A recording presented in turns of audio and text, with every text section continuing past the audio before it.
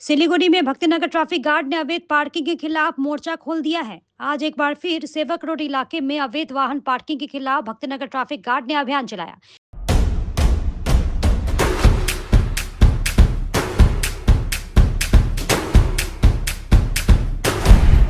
Stay tuned.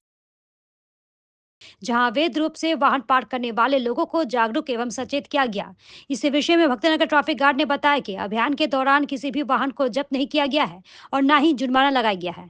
फिलहाल सभी को जागरूक किया जा रहा है, लेकिन आगामी दिनों में यदि फिर भी लोग नियमों की अवहेलना करते हैं तो उनके खिलाफ कार्रवाई की जाएगी।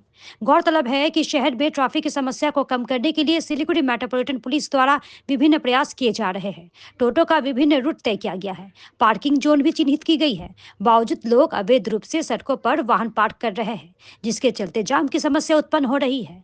वहीं लोगों को जागरूक करने एवं जाम की समस्या को दूर करने के लिए भक्तिनगर ट्रैफिक गार्ड मैदान में उतर चुकी है।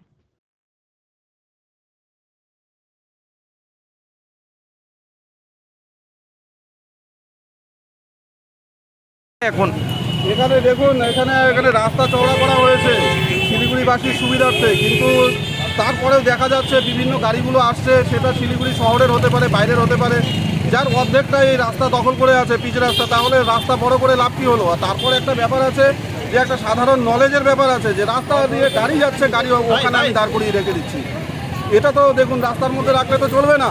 সেই জন্য আমরা ভক্তিনগর ট্রাফিকের পক্ষ থেকে আমরা এই ধরনের অভিযান চালাই। আজকেও আমরা চালাচ্ছি, গতকালকেও চলেছে। আজকের ডেটে কোনো চালান আমরা ইস্যু করিনি। আজকের ডেটে আমরা অনারকে ডাকছি, ডাকার পরে বাবা আমি ফোন করেছি যে এখানে গাড়ি আপনার অর্ধেকটা আছে পিচ রাস্তার ওপরে, গাড়ি এখান থেকে ইমিডিয়েট সরিয়ে দিন। পিচ রাস্তার ওপরে আপনার গাড়ি, এটা পার্কিংয়ের জায়গা নয়। আর যারা এখানে পার্কিংয়ের লোক আছে তাদেরকে আমি দীর্ঘদিন ধরে বলেছি এবং সেইভাবে তারা কাজও করে।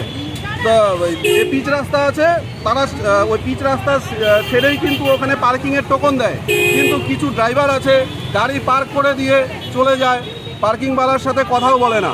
ঠিক আছে, এখানে পার্কিংওয়ালারও দোষ নেই, যারা বাইরে থেকে ড্রাইভার আছে মেন হচ্ছে তারা বুঝতে পারে না, পিচ রাস্তার উপরে গাড়ি দাঁড় করিয়ে দিয়ে বিভিন্ন কাজে এদিক ওদিক চলে যায়।